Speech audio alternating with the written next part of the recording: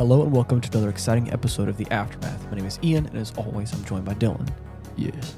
We took a little bit of a break, about a 2-week break from Violet Evergarden. As warranted. And we're back at it again for the third and final installment of our watch-through of this show. Revenge of the Ugly Cry. Wow. As if you've heard of if you have or haven't heard the previous parts, look back throughout the past couple episodes. I've numbered them so far in their respective parts. We watched, I think, if I'm not mistaken, the first 5 episodes in part 1, and part 2, I think it was the next 4, and then of course with this final summary, it is the last 4. So episodes 10 through 14 is what we watched. We have not watched the OVA. Probably get around to that at some point, hopefully. One of these days. I just want to say, and I feel like I always start off the show with this. I always just want to say, I've noticed that about myself, is that I just got to say something. I feel like That's it's the whole point of the show. You're right. Imagine that. Right. For me, I feel like I have to get my feelings off my chest at the beginning. I gotta just like say what I'm feeling. Yeah. One thing that I was concerned about, and we mentioned this on part 2 of this of our little series of this show. I felt like a great conclusion to the show was episode 9. Yeah. I felt like Right. we finished up on episode 9, and I was like, if the show was to end here, yes, there are still some loose ends that could be tied up. Yes, there are still some things, but like the culmination of all the emotional weight of everything and all this, like I feel like we could have ended at 9 and I would have been happy. Right. I would have been happy with the unknown. Would have been peachy keen. I would have been like, there would have still been some, like I said, unknown. There would have still been some, like, unexplained things, but we got enough explained and enough what I felt like would have been conclusion or enough. What is the word I'm looking for? I feel satiated. I feel I can't think of the word. Satisfied, I guess is what I'm thinking of. I would have been like, we've got enough, like there's been enough of a at the end here where like we're like, you know what I'm saying? Yeah. Like Right. like the emotional weight of certain situations had taken place where I'm like, it could have ended there and we would have been great. Right. Enough of me repeating the same thing over and over again. I was concerned that the next 4 episodes were going to be like too much of a good thing. Oh, yeah. Or I didn't know where we were going to go. Or was it going to just be like a repeat? Right. Letter of the week. Right. Or is it going to somehow tarnish what we just, like this beautiful little cherry on top of episode 9? And I will say with full certainty, That did not happen. that did not happen. And I love this show. I love the shit out of this show. Yeah. Oh my God. Oh my God. That's pretty good, you guys. Yeah, I mean, and that's it. That's He's a wrap. at a loss. Thank you for listening, and until next week, I'm playing. Good show. Episode over. Tune in next week for next good show and or movie. Another thing that I've fallen in love with is the music. So every aspect of the music of this show is very fitting, is very beautiful. And I know I've said this already, but I just have to reiterate it because it's just, we're here at the end, and I just have to say all my feelings towards this show. Yeah.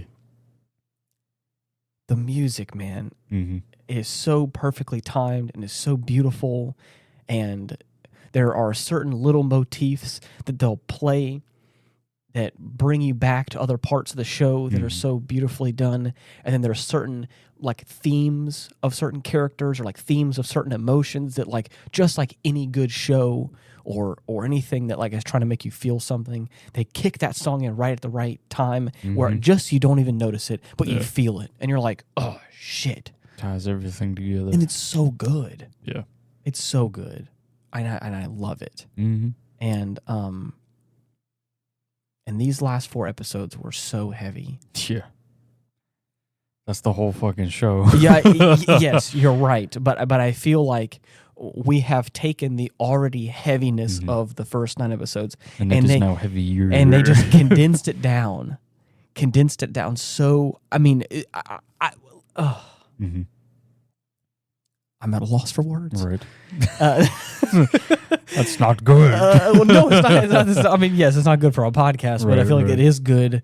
I feel like for me as a human being, I'm speechless. I'm speechless with how I feel like the last 4 episodes condensed down the last bit of this show. It really was the final chapter. I know we joked about accidentally watching the first 5 episodes, and then we watched the other 4, which I believe is 6 through 9.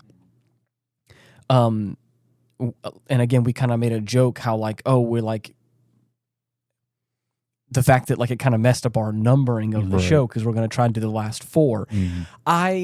You want to call it fate? You want to call it some sort of bigger force at play here? It was a happy accident. I'm so happy that it played out the way that it did, because wow,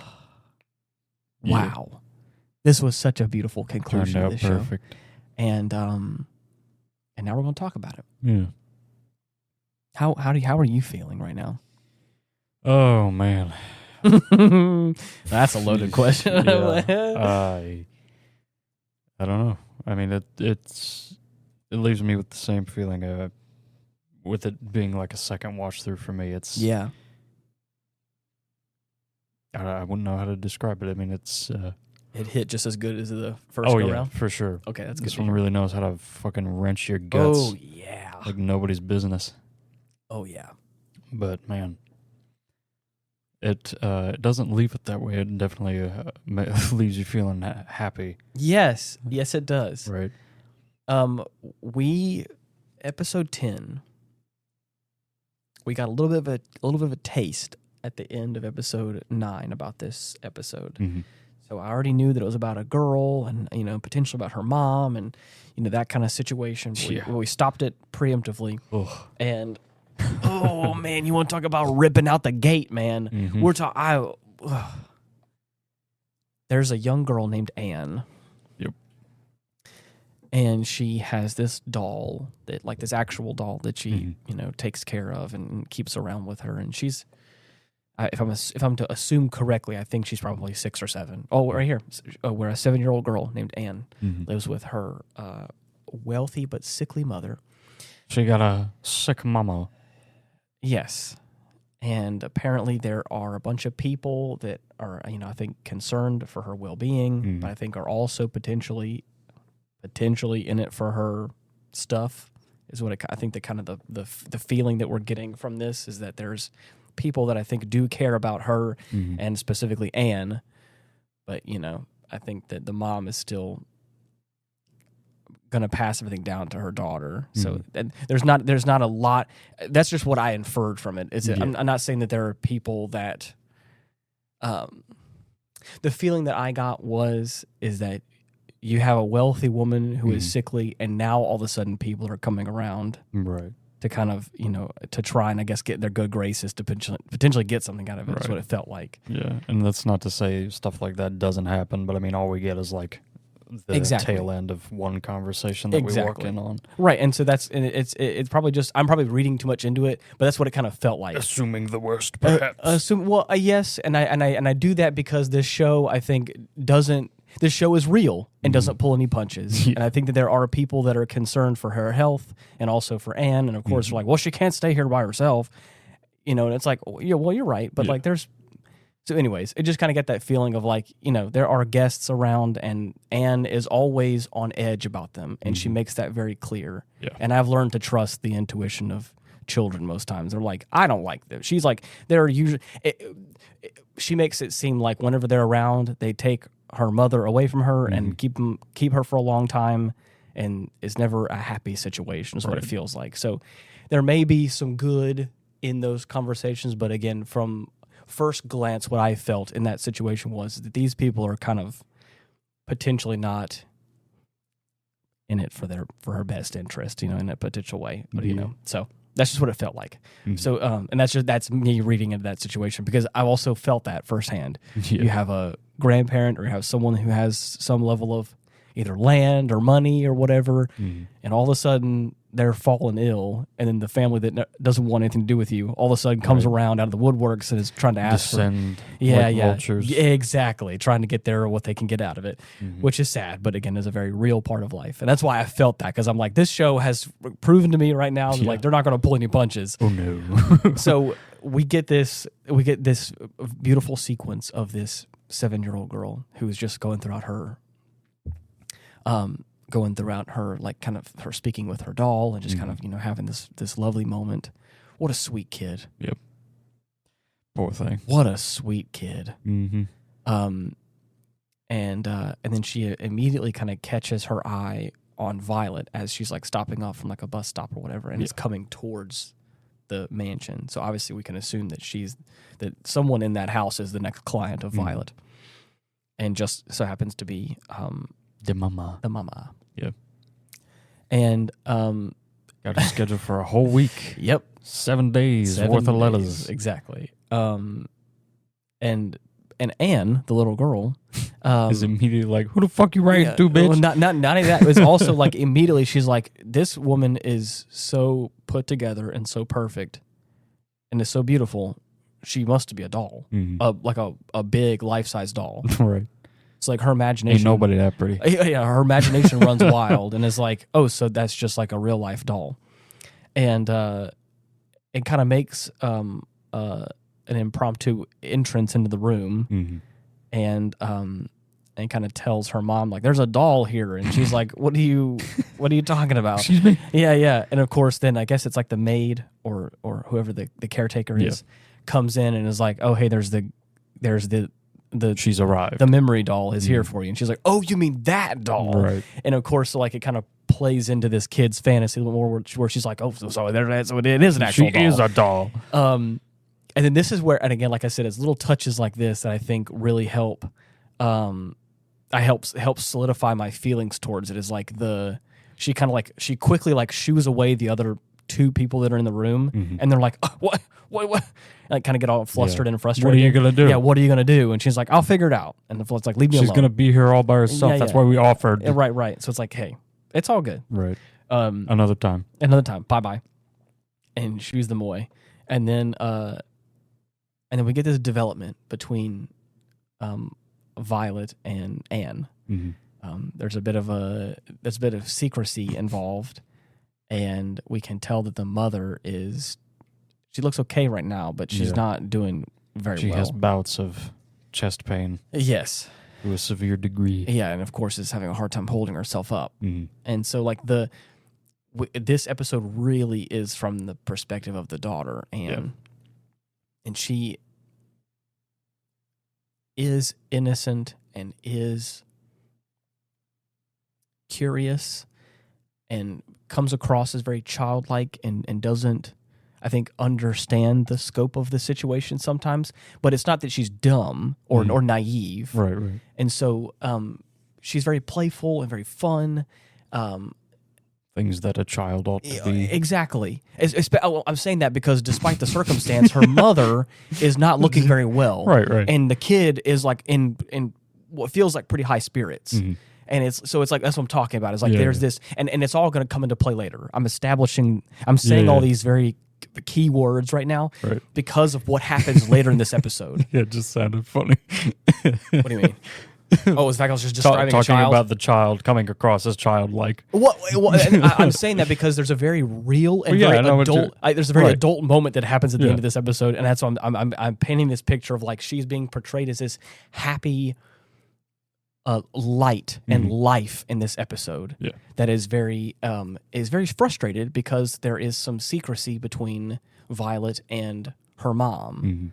And Anne's mom, between these letters, that she's not allowed to be present for Anne, the little girl, and so there's this frustration that kind of builds as the episode goes on, and so she kind of takes these opportunities to like find times to hang out with Violet and like kind of do all these things that she would do with her mom because her mom is like there's a lot being taken out of her, writing all these letters for the past few days. And so, like, her mother is, like, taking these extended rest breaks, and he's trying to get better, but, like, that's obviously taking time away. Barely leaves any time left for Anne. And that's already what she was concerned about.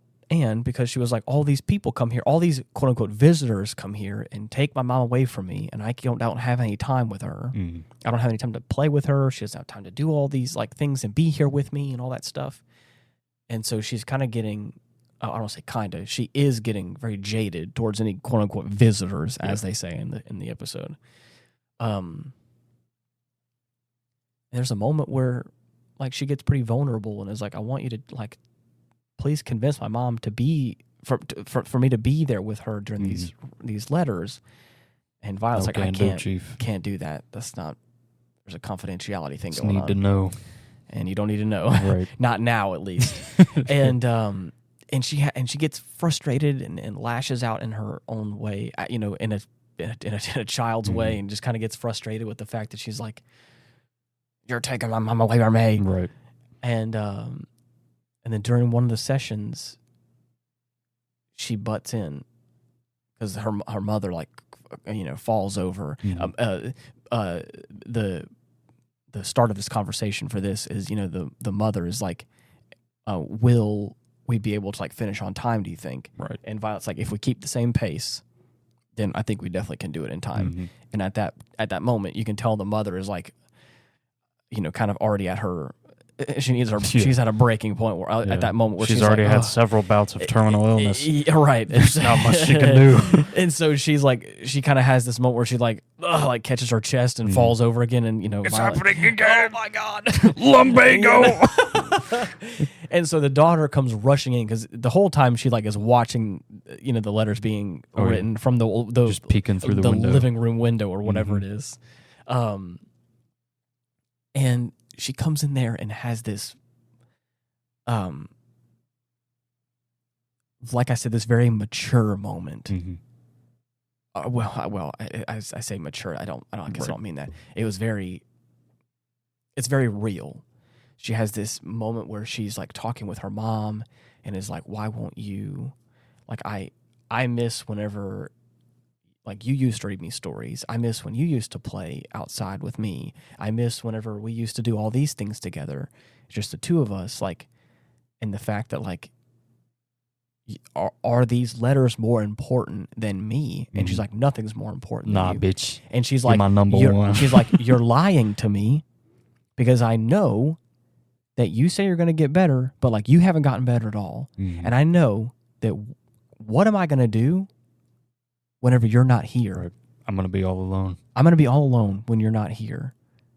And would you rather be sitting here writing these letters, or would you rather spending your last few minutes with me? And at that moment, the mother starts to break down and cry. And I'm like, oh, shit. Fuck. And because at that moment, it's like, okay, this innocent, happy, childlike, actual kid really knows deep down what's happening and knows that, like, she does not have a lot of time with her mother left. And that's when it's like, oh, that's real shit.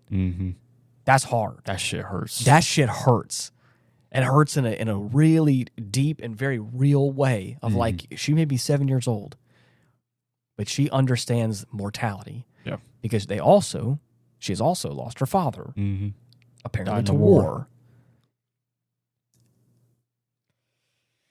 Oh my God, dude. Yeah. And I love the fact that, like, I really, and we'll get to this in a second, I really love the fact that Violet really kept her composure throughout this episode. And not a cold way. She was there. Right. But that's going to come into play later. That's foreshadowing. Right. A surprise tool that will help us later. And of course, the kid, after that little tirade, runs off into the field, as any kid on a beautiful estate does when she's upset. Runs off into the meadows and the trees, and falls to her knees and cries. And Violet's right there behind her and is like, used her fucking super speed. Oh, 100%. And she was there, sprinting down the road. Not even. She just teleported. Just always present. Right. A little less surprise. Yeah. And so as soon as she calms down, just some dude over the wall goes, "Return to your position."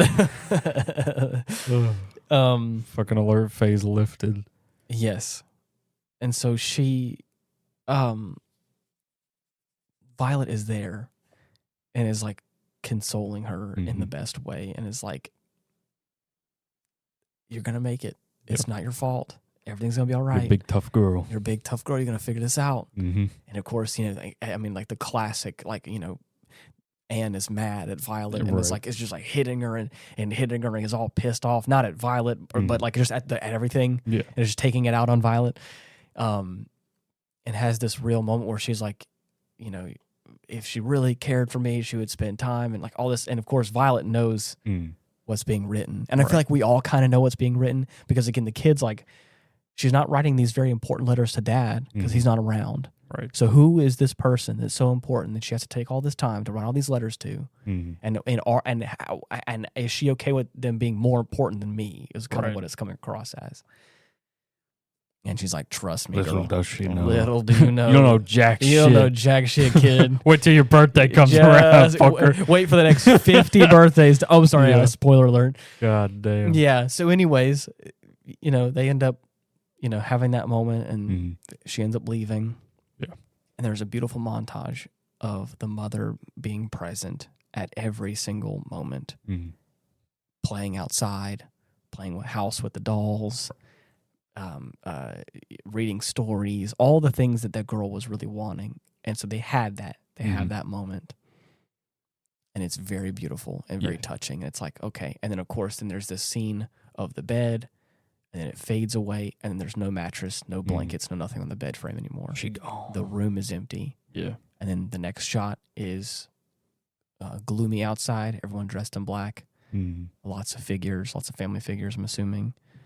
And slowly but surely, all the other family figures start to fade away until it's just the girl. Yep. And you're like, at least I was like, oh, yeah, okay, it's getting real. Mm-hmm. And then the first letter comes on her 8th birthday, and it's from her mom. And it's this very beautiful, very touching letter about how, like, happy birthday. And it's like, bet you thought I was gone, didn't you? Yeah, surprise, bitch. Right. Got me for the next 50 years. Yeah. And then come to find out, there's this awesome progression. The next one that we see, obviously, I think we're to assume it's one for every birthday. But the next one is on her 10th birthday, and she looks a little bit older, obviously, and of course is like making new friends, and is is, I guess, has that kind of youthful spark in her eye again in some way, and but is also super sad that her mother's gone, and then of course the next one is like at her 18th birthday and her 20th birthday, and at a certain point she meets somebody, they end up getting married, and having she ends up having her own kid, and so it's just this beautiful, like, could not have been a better ending. It's so wonderful. And it's like, wow, how special is that? Yeah. And then we flash back to the past, or back to what I would consider the present, quote unquote, because we're kind of flashing forward to see Anne's life play out. Thank God, I would have been fucking. Oh, dude, I would have been so sad if we would have got none of that. Goddamn mind. And it's Violet back at the what is it called? The mail place, mail company. I don't remember the name. Yeah, I don't remember the name either. Back at the workplace, at the office, if for lack of a better term. Right. And she's like, "Yep, the mother and I spent 7 days and wrote out 50 letters, and they're scheduled to go out every year for the rest of her life potentially." Right. And it's like, oh my God, that's crazy. That's so, and of course, and this is what I'm talking about. This is that foreshadowing I was talking about, because again, we all know who've been keeping up with this show. Yeah. Violet has been becoming more in tune with her emotions and has been able to feel real human emotion, I think, and fully, especially after episode 9, fully understand it, at least in a special way now, and understand the power that she has. Specifically now understands the power of what her touch means, what a hug means, what something really special in that regard can truly help somebody in that moment. And she starts to break down. Yep. And is like, it's so. I was fighting my fucking she's demons. like, it's so sad that girl's gonna be in that mansion all alone.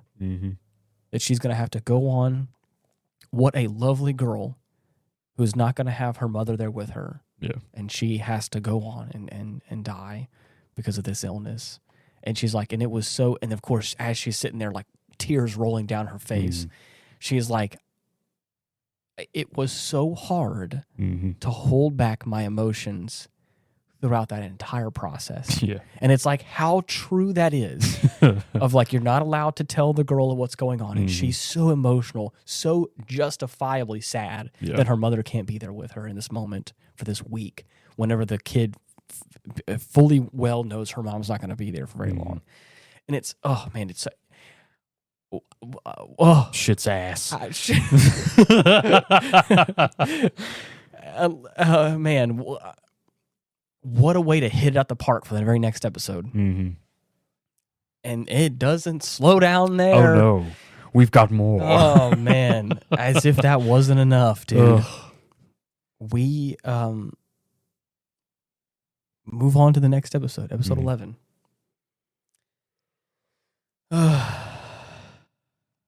We find out that there are some soldiers on a new Civil War front that has just opened up from a what is referred to as an anti-peace faction. Yeah, well, that's exactly what they are. Right, and you got to think from that perspective. Yeah. I would imagine they consider themselves freedom fighters of some sort, fighting some sort of injustice they feel has been perpetrated against them. Yes. But if you're being referred to as the anti-peace faction, you got to realize, like, something's wrong, you're not the good guy. Like, what are you doing? Yeah. You're kind of a downer. Exactly. Downer group. Right. It's unanimous, too. Yeah. Nobody else is on your side but you. Yeah. It's Yeah. But, some soldiers that are stationed at, like, the very front line of this new conflict have put in a request to get an auto memory doll out there to get some letters getting out to the folks and the family. Right. But ain't nobody want to go out there. Hodgins doesn't want to send anyone out there. Oh no, because he's like that's a fucking war zone. I can't risk my girls going out there. Right. But there is one girl. But Violet, who is no stranger to any active combat zones. In fact, I think she used to thrive in it. Fucking skated across those motherfuckers like it was an ice rink, like it was nothing. Right. So she just decides on her own, takes the request form, and just goes. Yes, she overheard the discussion that was happening. Right. The night before. And so, of course, like, everyone wakes up, and, of course, he's like, where's the letter? Right. Wait, where's Violet? And, of course, like, she mentioned something about the fucking town that request was from. Yeah. And then he's like, oh, fuck! Damn it. Yeah, nothing I can do about that. Well, I guess we'll have to wait for her to come back. She'll be fine. I hope. Yeah. And so it's from a guy named Aiden. And this poor fucker. He's a strapping young lad who's gotten sucked up in this conflict. Right. And Violet of course, it makes it to like the encampment. Right. And of course the guys one of the many checkpoints. Yeah. The guys that are supposed to kind of escort her out to that next portion are like, yeah, we're not doing that. Yeah, no, that's too dangerous. It's deadly. Like, that's literally like an active war zone. Like, we can't, I'm not just going to just do that. Yeah. And then she's like, nah, but look at this shit. Nah, but check me out. See this mountain right here? Yep. That's a big bitch. Yeah. Ain't nobody gonna see a plane. Ain't nobody gonna see a plane. There's no pathways next to it. You can't like maneuver around. It's too tall. It's too tall. And it's too fucking. You can't go through it. Right. You can't go around it. Let's go over it. Yeah. You got a plane. Yeah. So they get her out there. Yeah. And upon like seeing the encampment that she's supposed to make it to, it's like currently under attack.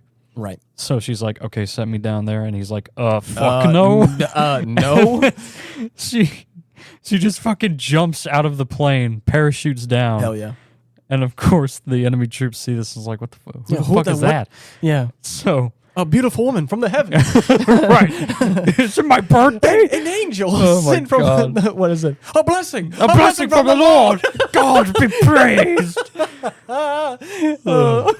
Little do they know. Yes. Fucking angel of death. Yeah, for descending. real. Oh, that's great. Right. So she basically stumbles upon the slaughter of this entire unit. Yeah. Thanks to these guerrilla tactics that the enemy has been using. Yeah. But not before she's able to fucking... I'm talking straight up easily beat into the ground several troops. And before holding one hostage, be like, let that bitch go. Hey. He's mine. Let my bitch go. Right. Yeah. And one of them fucking recognizes her, was like, oh shit. Okay. No, yeah. All right. Everybody chill. Just let him go. We're going to be on our way. Yeah. We won't kill him. All right. He's on his way out anyway. Fuck him. Yeah. We'll see you hopefully never. And Literally. that's when she's able to bring him over to this cabin. Yeah. Get a small fire going and basically just accompany him while he's Right. bleeding On his out. final moments. Right. So she doesn't have the necessary equipment to actually write the letter right now. Right. With the circumstances that they're in. So he's like, I can't. I'm not going to be able to hold on much longer. Yeah. Just go ahead and start now. She's trying her best, to take care of her, and he's like, "Hey, stop. Like, Right, I'm done. I want you to help me write the letter." Yeah. And she's like, "All right, Here we go. here we go. I'm ready." So she puts both her hands out. Yeah, as if to pantomime typing. Right. And as he's speaking, he pauses and he's like, You getting all that? "Are you writing the letter?" Yeah. And he's like, "I'm using my hands to memorize your words. I'll be able to put it to paper later." And it's like, He's like, "All right, bet. I trust you." I mean, you're the professional here, Right. Who am I to quit? Yeah, You got yeah. fucking robot I'm hands, dying. lady. You're the first I've seen. No, for real. Yeah.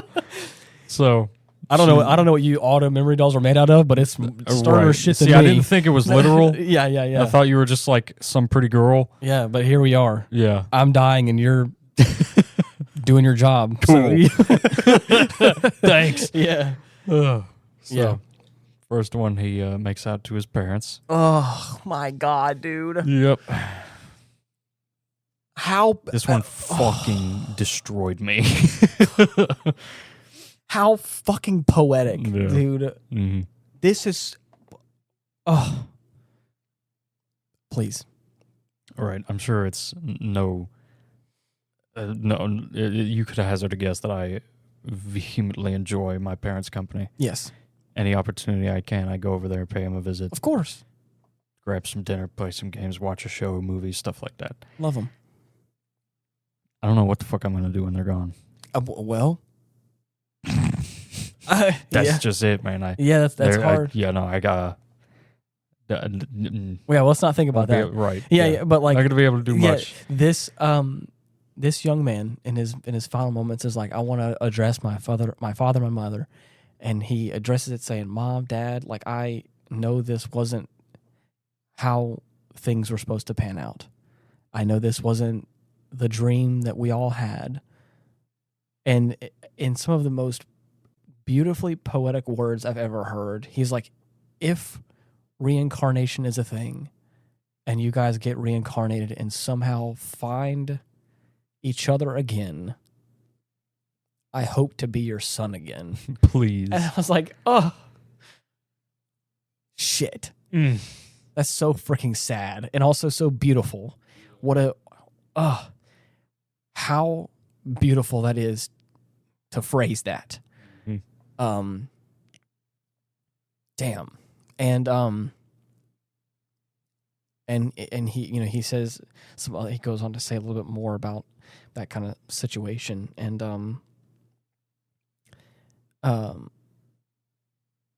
then he proceeds to cough, and he's coughing up blood, but he has this handkerchief and this photo that he had earlier in the episode when we first saw him in his station encampment or whatever. Yeah. And it's of this young woman.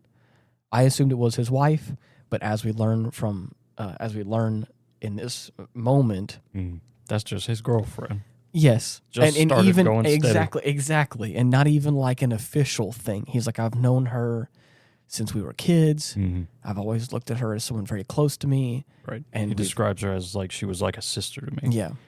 And then he says she told me she liked me. Yes. And I think I liked her too. Yes. But I was shipped out before we really even got to start serious. acting like a couple. Right. And never even kissed or anything serious like that. And he's like, and she's like, all right, what do you want to say? And he just opens up his heart. Yeah. And says all of that we just said. His literal bleeding heart. 100%. And then it's so it's hard. Yeah. Because at a certain point, like he really wears his heart on his sleeve for her in that moment. And then he even says that he loves her in some way.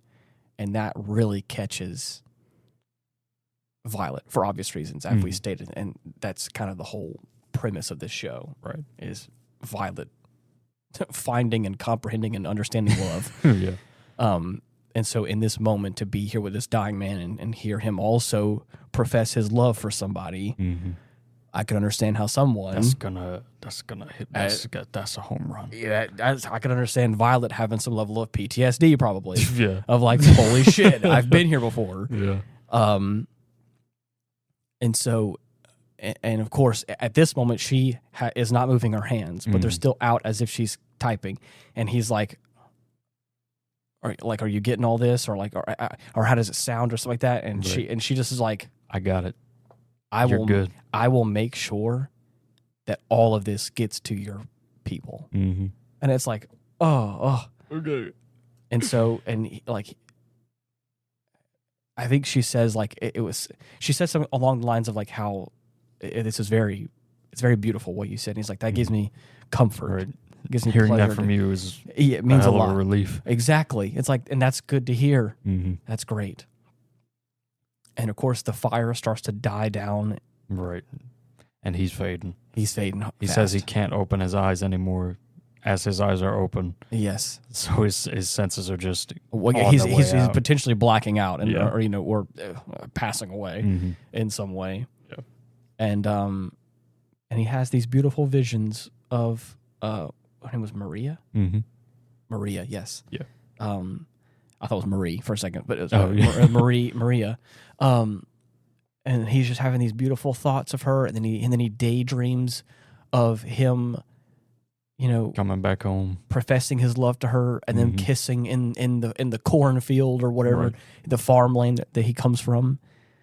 And it's this beautiful moment, and then he fades away. Yeah.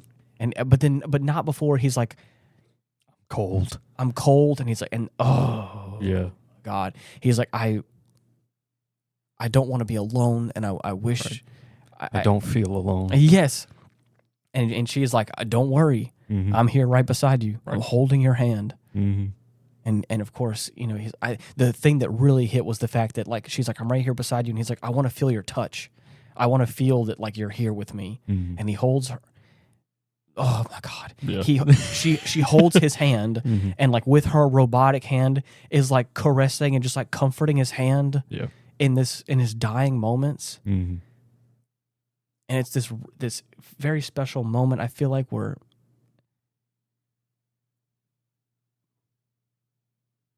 I'm sorry. She gets it. Yeah. She gets it. I think she's feeling it. And of course, then she kisses him on the forehead and sends him off. And he's like, thank you. And it's just this very special moment. Oh, yeah. And we gotta cut back to the office, and everyone's like, she's safe. Oh, fine. Thank God. Fine. We got word, and she's out of the war zone, and now she's whatever. And of course, everyone's like, well, where is she? And then of course the person says, well, she said she has to make a stop. Right. Before we don't know. Yeah, we don't know. It's like, oh, come on. Where is she? And of course, she's going to hand deliver the letters to the family. Yep. And in a crushing moment, someone calls out to Maria from the field and says, "Hey, there's a letter from Aiden, and it's urgent," or something along those lines.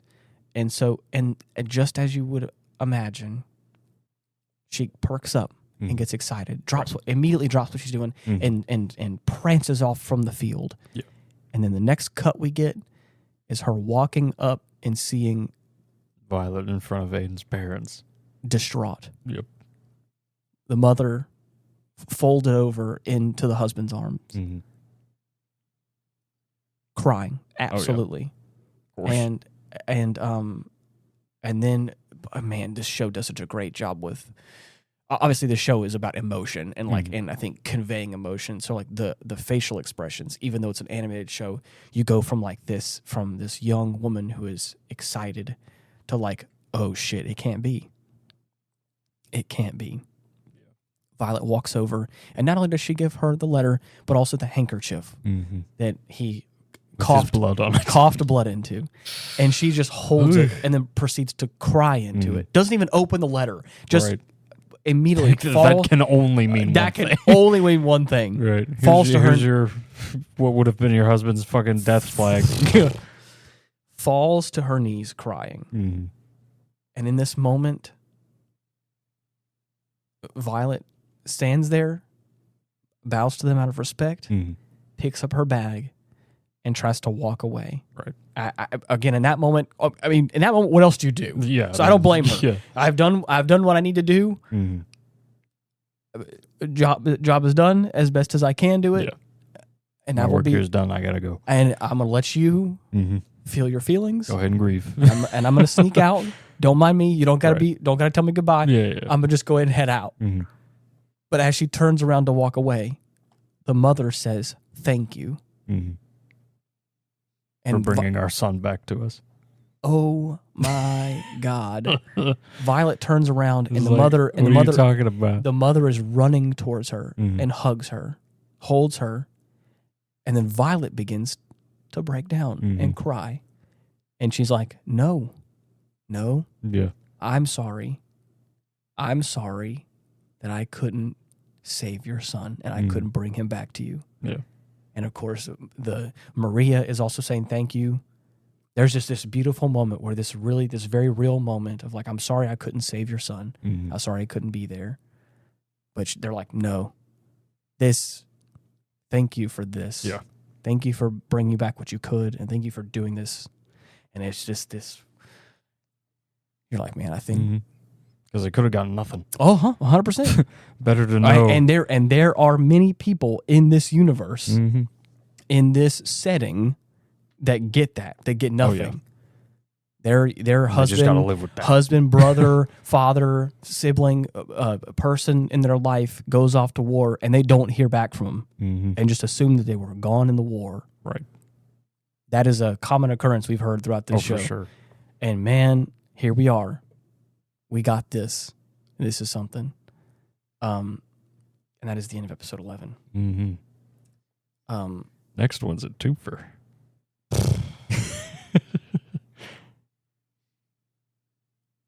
I just now realized that it says that episode 14 is the OVA. What the heck? Well, no. Did I just get bamboozled? No. Okay, no, 13. I was about to say, what the hell? The last one we watched was 13. So I guess technically, if you want to call it episode 14. I think I was confused with my numbers because we watched 10. 10 is considered one episode, and then we watched 3 more. That's 4 episodes. Right. So I was confused. I thought we were. I think I was starting at 10, so I thought we were supposed to watch 11 through 14. Right. I was confused. Okay. Don't mind me. I'm dumb. Gotcha. But you're right. The next 12 and 13 are twofers.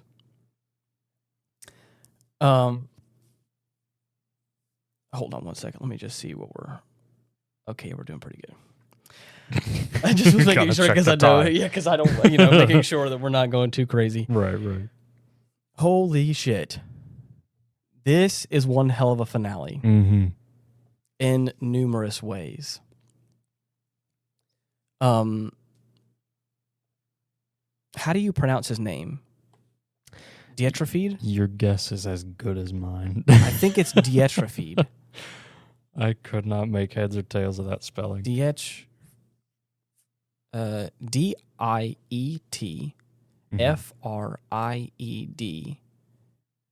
Fried. Dietfried, I guess is how you would.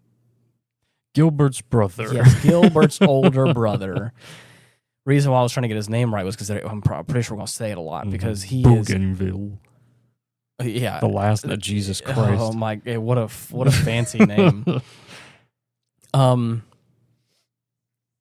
We start off this episode and he is being called in to escort this train. Right. With all these, and right, a bunch of dolls and dignitaries to really solidify this peace agreement between the North and South parts of this continent. But the anti-peace group, they ain't having it. Oh, they ain't having it. They're trying to stop them. Mm-hmm. And peace? No, thank you. No. They try their best to ambush the train. Mm-hmm. They have they bombed certain buildings. Right. It's basically just a steady walk up to the train that they're eventually going to be riding on. Right. They're able to infiltrate the train, take over some of the cars, and get the rest of the goons in there. But not before Violet makes another impromptu skydive. Oh yeah, love it. She has. So we have what is the other doll's name? I can't remember her name. Oh, Catalea. Yeah, Catalea. Yeah. She's on the train with the rest of the little group they got there, and they're trying to, do their job to a certain degree. Yeah. And then of course, Violet comes walking in there and is like, You're in danger. They've been bombing this whole thing. Mm-hmm. The whole train's in danger. I done seen it. And because I was going to try to say his name again. Gilbert's brother. Mm-hmm. Asshole. Yeah.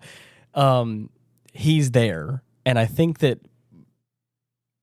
Catalea knows that that there's tension there in a certain way because obviously they kind of he's talk upfront about it. Oh yeah, he is not shy at all. No. Saying how he feels about Violet. Yes, he still looks at her as a tool, and I think there are some emotions that he has towards her that are not spoken until later in this episode, and I think it is very telling and very good. Oh yeah.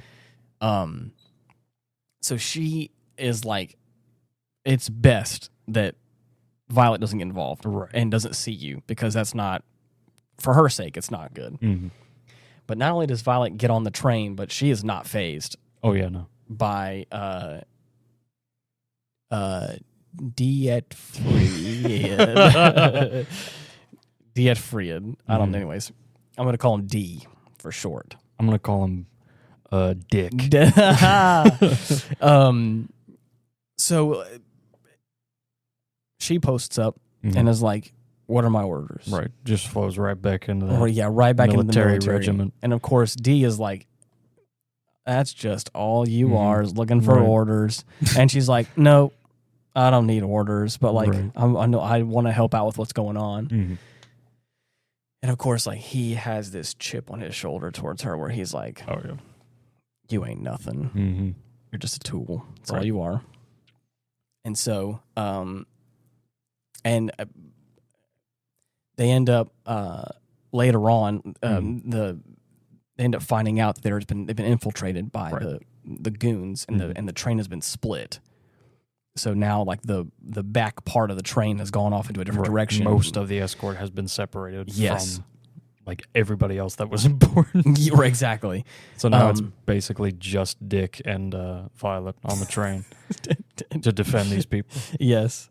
And so as they're moving along, she walks in there again and is like, where there's a few of them in the back part of the car, we've also got some noise going on up front. Mm-hmm. Giving him kind of a report of what's going on. Mm-hmm. Again, flowing back into the role of being effective in this moment. Right. I don't think she's 100% brainwashed again, but I think those skills that she does have are not easily let go of. Well, but I think that they're coming back into play at a very opportune moment. Mm-hmm. She's very quick to be like, I don't need orders. I'm a changed person, right. but like we are in here's the situation. We're in a state of emergency. What do you want? Exactly. What do we do? Here's the report. Yeah. I'm not, and of course, and so he's harping on it.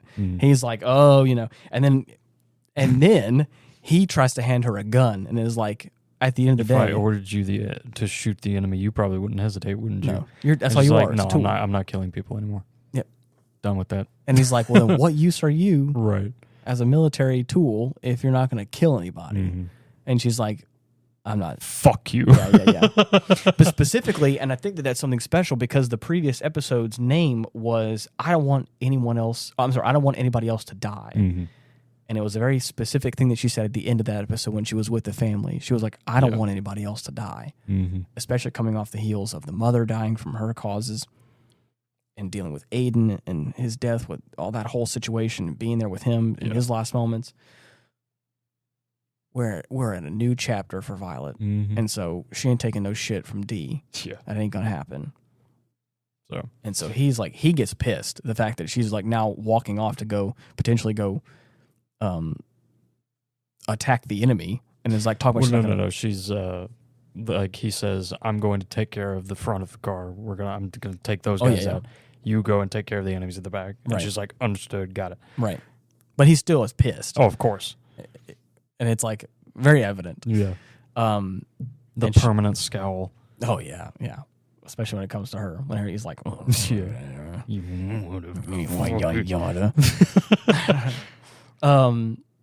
So she starts kicking ass. I mean, literally. Oh yeah. She even like one guy almost falls off the train and she saves him before like she ends up getting a nasty slash in the back from a bayonet. Man, it's such a cool fight sequence. And there's a moment where she loses the amulet, right? Or the brooch, what do you want to call it? The gift from Gilbert. Almost loses it, but like the head bad guy gets it, and it's just this really tense moment because even I was like, oh shit, he's doing the slow walk up, holding it in his hand. He's being all like, is this important to you? And he's right, yeah. So as she's like on her knees, about to be executed, he's got his sword up in the air. Yeah, motherfucking dick. Yeah, comes on top of the train and just nails the fucker. Oh yeah, hits the sword, shoots the sword out of his hand, and then just. Basically takes everyone else out from there. Because at that point she's being held down by like 3 or 4 goons. Yeah. And so like they all get shot and blasted off. Right. And he uses the special anti-goon rounds. Yeah. Those are hard to come by. Guaranteed to kill in one shot. Yeah. If you're a nameless nobody. Yeah. Nameless nobody. Jobbers beware. Yeah. So yeah, anyways, she there's this whole back and forth that takes place. There's like a monologue about like between Violet and the kind of head of this anti-peace group. He kind of tells his story as to why they're doing what they're doing, and she's like, why are you doing all this? What's it all for? Like, fuck's wrong with you? Yeah, exactly. And like the kind of the right hand lackey man. I don't know if he's named or not, but apparently he was there whenever he was one of the ones that killed Aiden, I think, eventually at some point. Oh, yeah, he was there. So it's like, man, he's really rubbing it in. Oh, yeah. Like he's really making it easy to hate him, as the audience. Oh, yeah. Just completely unremorseful. And it just so happens, like, because of like the way in which they're standing on the train car, that guy has like a direct line of sight on D, and Violet ends up standing in the way and like deflecting the round with her metal hands, and it like leaves this like hot scalding mark where like this rifle round has like now like ricocheted off her hand. And of course, it gives Gilbert just enough. Oh no, sorry. Oh, whoopsie! It gives D just enough, of a moment to blast that dude in the head. It was really, or I forgot. I thought he should have not in the head, but he gets shot. He and gets then shot. Falls off the train. Yes, haha, loser. Right? What a fucking idiot! What a nobody. Should have known better. I think the funny thing is he's like the dude in charge of like this anti-peace group says his name after he gets shot. Yeah. You're right. Yeah. So not quite nameless anymore, but a little too late. It doesn't matter. And then of course the guy tries to jump off. The head guy tries to jump off the car, but not before roundhouse kicks him in the face, kicks him back onto the car. Yeah, and it's great because then they kind of go in this tunnel, and then there's the real moment between Dee and Violet where he's like, he's really pissed at her because he is like, how the fuck did you think you could do this without killing anybody? You lost your leader, you lost both of your arms, and yet here you are. And you're telling me my brother died protecting someone like you? Yes. And then, and this is where I think, and again, oh my God, this is why I love this show. The realness comes out. He gets pissed off because she didn't protect. He calls him Gil. He's like, Gil is dead because of you, and it's your fault. Right. You were supposed to be the one to protect him, and how dare you stand here alive, well, with none of your arms, and I don't have my brother. And then it's like, okay, right. This is where therapy mode kicks in. I was like, now we're getting to the root of the issue. You don't hate Violet. You hate the fact that you don't have your brother, and you're blaming her for it. Right. You don't know the full context, but all you know is that in that moment, the one person who not only cared about her, but also she cared about him very much, stands before you, and you don't have your brother anymore. Right. You're taking it all out on her. You're a hurt man. Bitch. hurt people hurt people. And now here we are. Yep. And it's like, okay, I see what's going on now.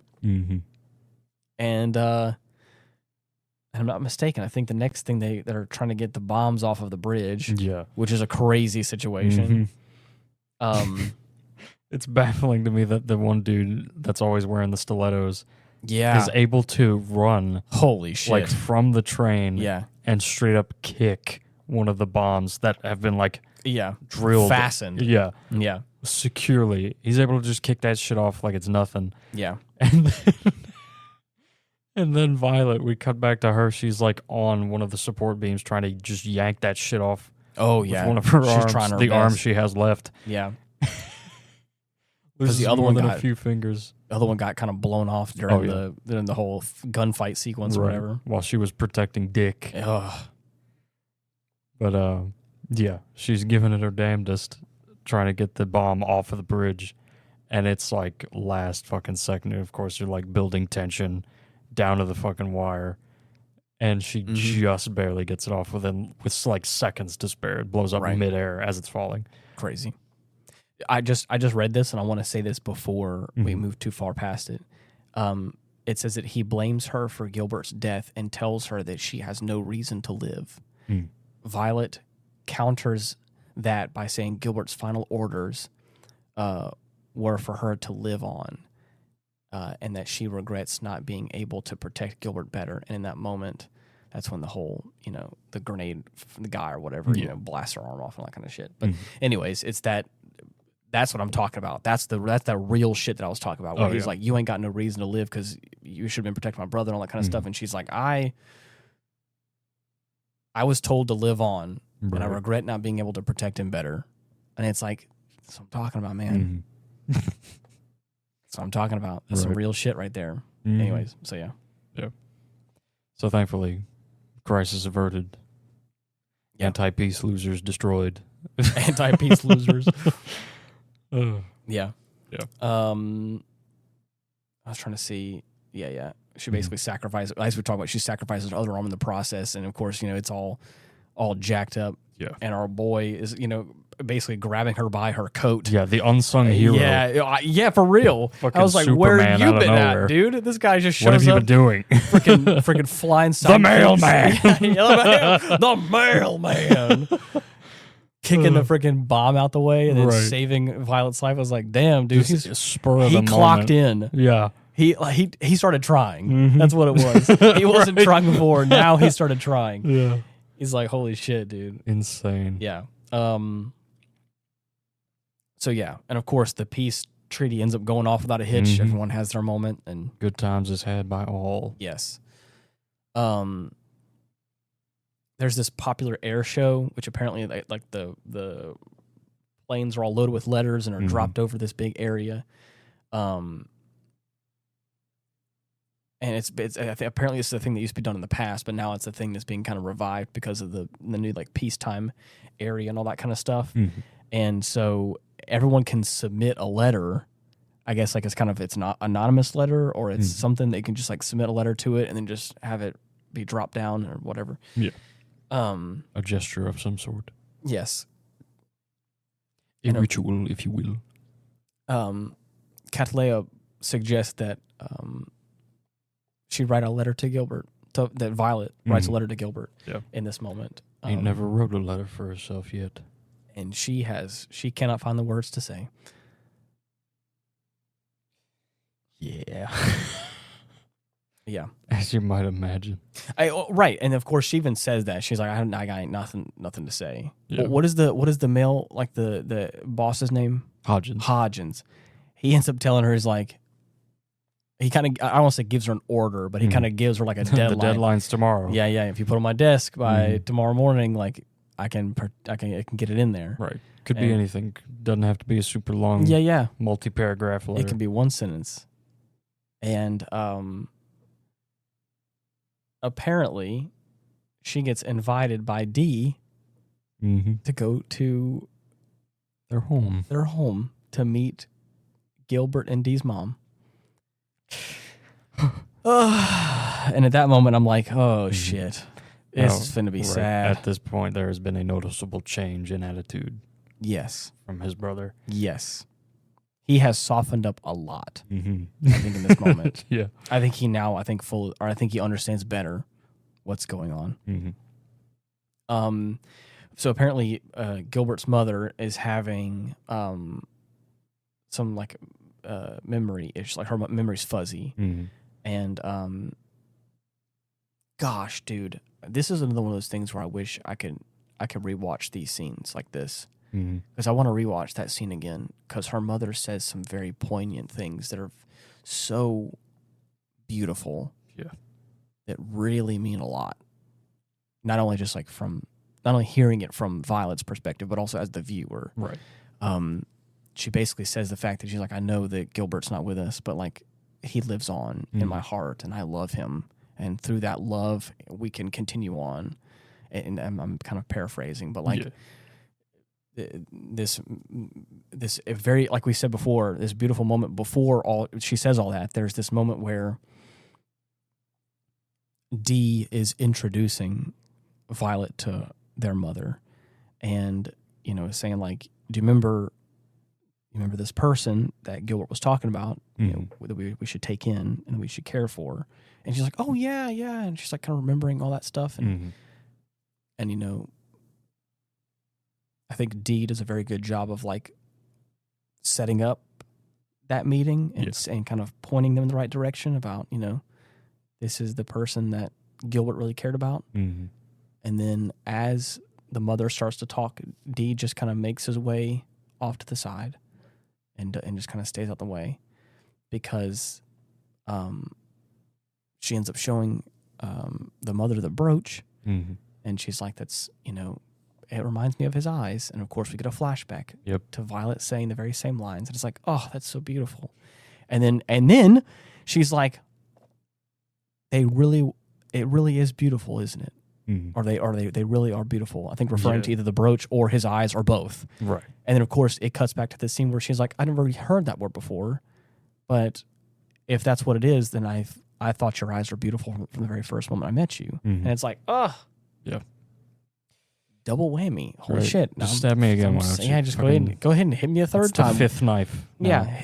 Go ahead and hit me again while you're at it. Right. And of course she starts like, her hand starts shaking, holding the brooch, in front of her mom. And it's like having this beautiful, like this, such a beautiful healing moment.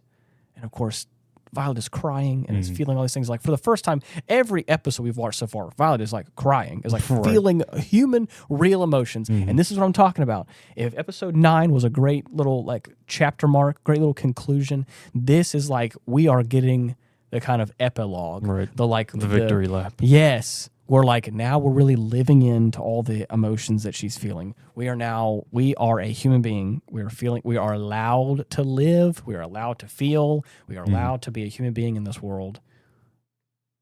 And it's beautiful. Now you know. Now you know. Right. And then yet again, you get this quote from the mom saying, like, I love him. And with that love and with him in my heart, I know that he will always live on. Mm-hmm.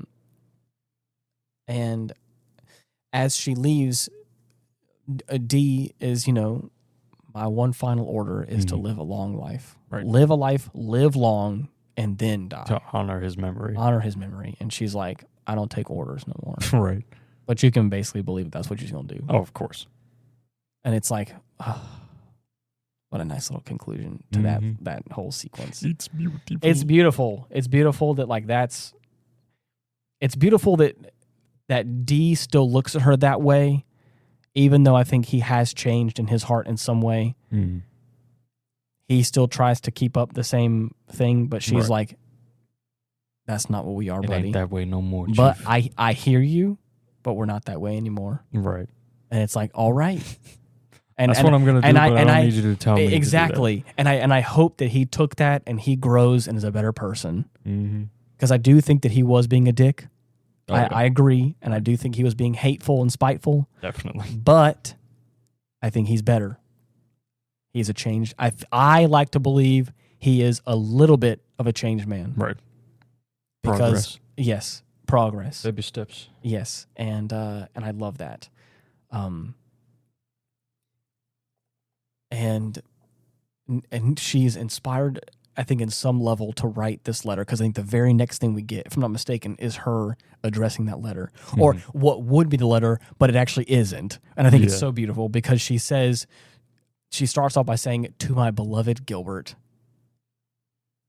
winter, spring, summer, and autumn, autumns have passed,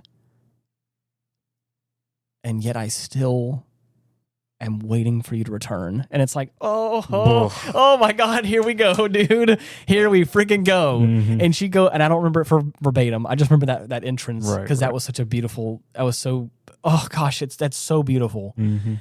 And she's like, I have waited and I still feel like somewhere out there that you're still there, which is why I keep continuing on and I keep trying to find you, because I feel like you're out there somewhere. And she, like, I forget what the lead up is for this, but she ends up saying that I'm reading this little biography right here to see if it actually, I was going to see if it says it. No, I don't think it does. She basically leads up to it by saying, like I may not understand a whole bunch, but now I understand the meaning of the words "I love you," and it's like, oh man. That's the main goal. That's the goal of the show. Right. And at the very end, too, I'm like, what? Oh my God, dude.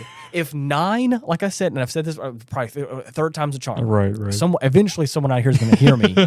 Someone's going to hear me when I say this. If 9 is that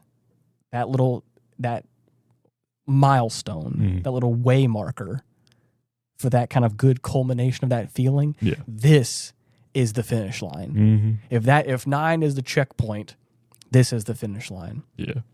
Because now we're getting to the culmination of what this show's really about. Not only now in 9, the final form. Her final form. I know what love is. Nothing can stop me. Oh man.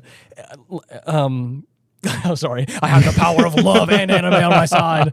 Is that if 9 is that moment where she now allows herself to feel and to be an effective person and live a long life and really fully feel that, these last 4 episodes, or however, I think it's 4 episodes, have been her living into that and then fully realizing it at the very end. Yeah. And it's perfect. It's beautiful. And I love this show. And we don't, as it pans out, I think it's someone's telling her it's like it's the invitation or it's time to go or something like that or whatever. Right. and the only thing we see on the paper is one line of text. And because in this universe, it's like a script that we don't know about, it's some sort of like fantasy text. So it's not like any kind of nothing legible, real world language. So it's not like it's in some sort of other language, other human language. Anyways, you get it. It's a made up language. It's a made up language, but it's just one sentence.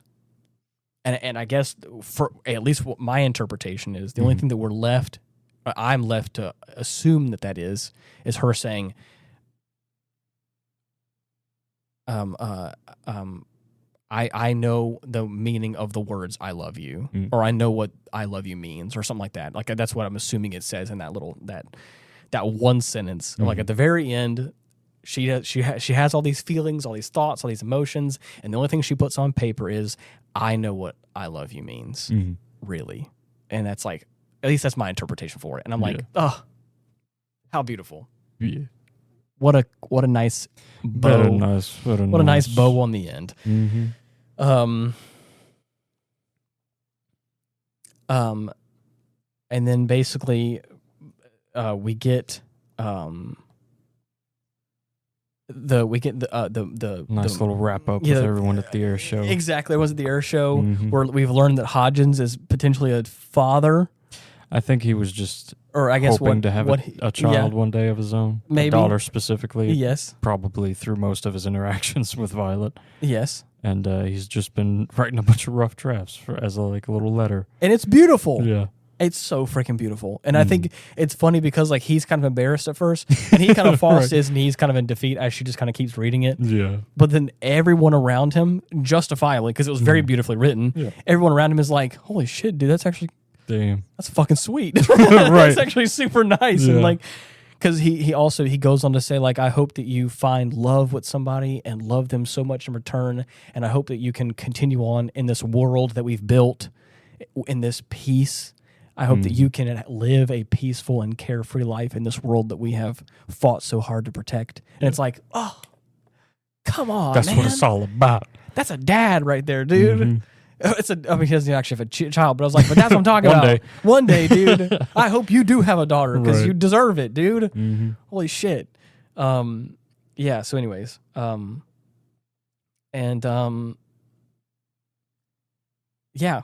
kind of shares a little bit about their feelings and what they've written, and it's this nice little culmination of the end of the show. Oh yeah. And then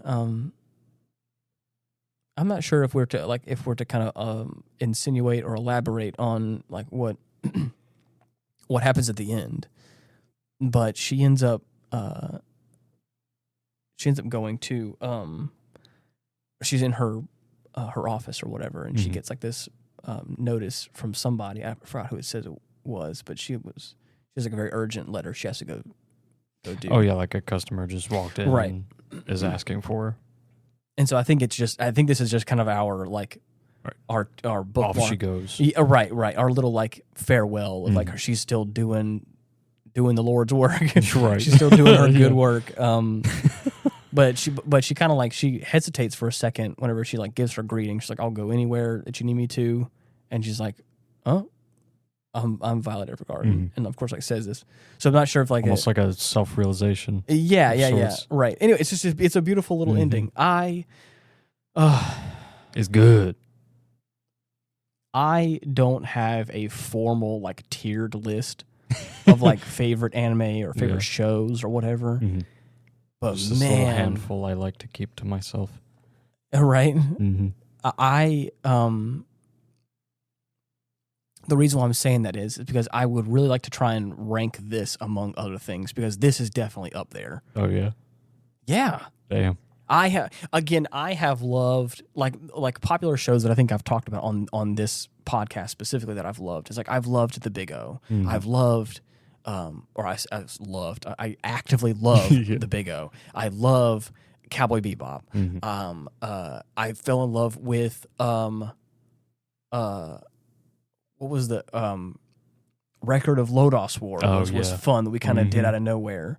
The Irresponsible Captain Tyler. Irresponsible. I always the make irresponsible Captain Tyler. Yeah. I gravitated towards that show and I fell in love with it.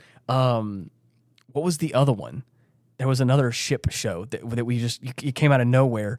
That another ship show. The girl goes into the ship and she's like the Outlaw Star. Outlaw Star. Mm-hmm. Outlaw Star was one that you just you threw on me randomly, and I was like, I really enjoy this show. This is fucking good. And I loved it. And I love those for all of the like the other story elements. Mm-hmm.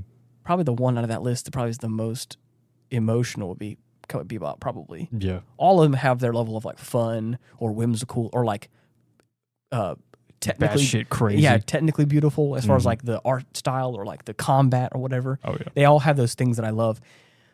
But man, I am gravitated towards shows and movies and stuff that makes me really feel things like this. And this is a show that is only, from what I've seen so far, is only 13 episodes, but can convey so much real human emotion in a beautiful way. And I love that. Yeah.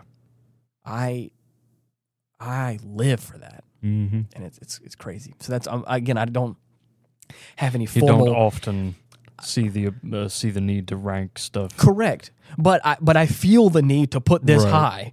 I feel the need to say, like, if you want, now don't get me wrong, if you're not in an emotional space to like really start to feel some emotions, maybe you shouldn't watch it. Right. But if you're ready to feel some human emotion, if you're ready to feel some sadness and some true love, give it a shot, dude. High praise indeed. Good shit. It's good shit. It's like I said, does not pull any punches. Yeah. We're dealing with some death of some innocence and some and the loss, some generally sad shit. the loss of childlike whimsy in some people, and it's it's real. Yeah. And I love that. I love real shit, dude. Well, yeah.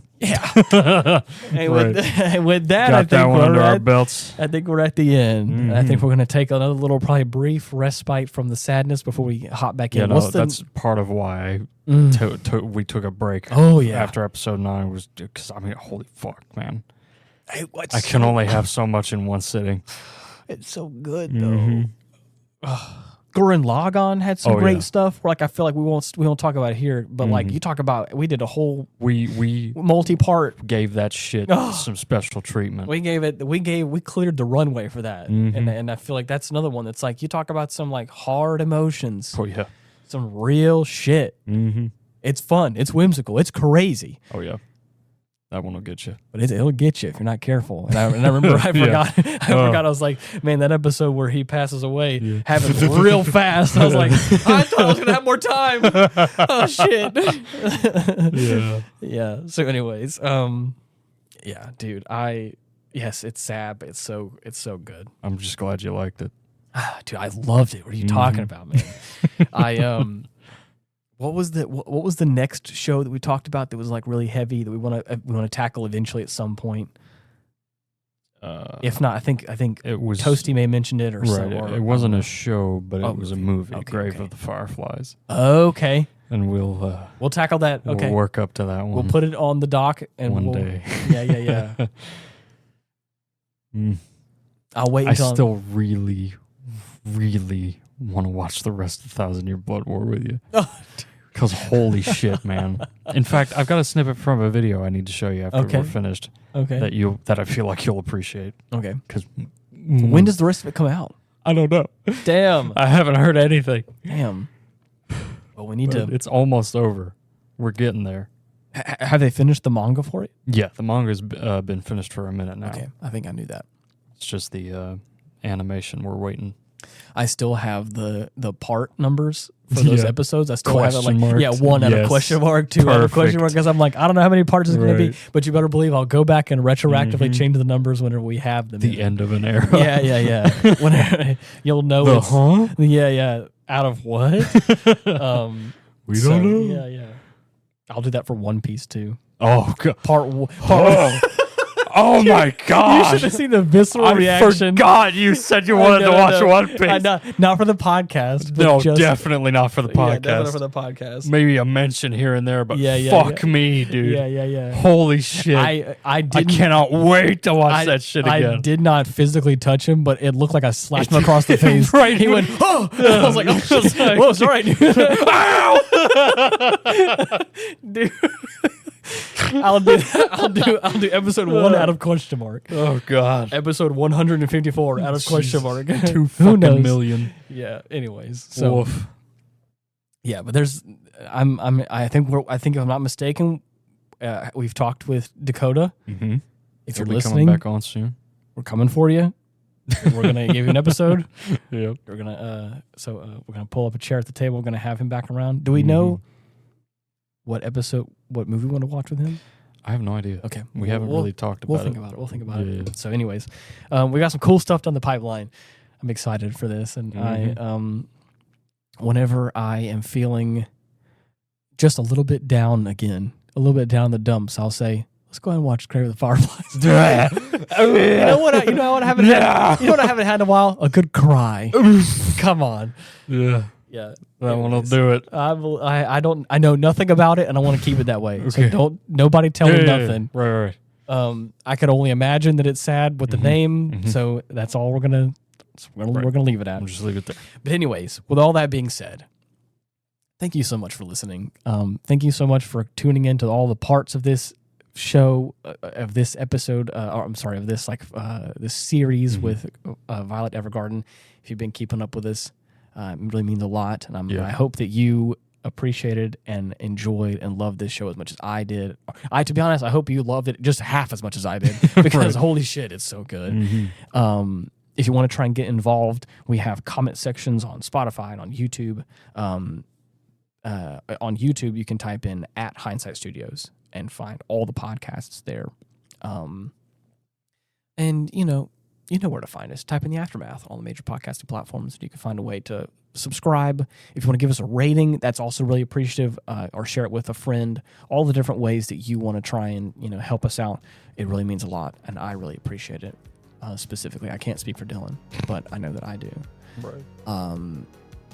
And then another way that you can find the show is if you were to openly weep over a piece of parchment while you write a letter,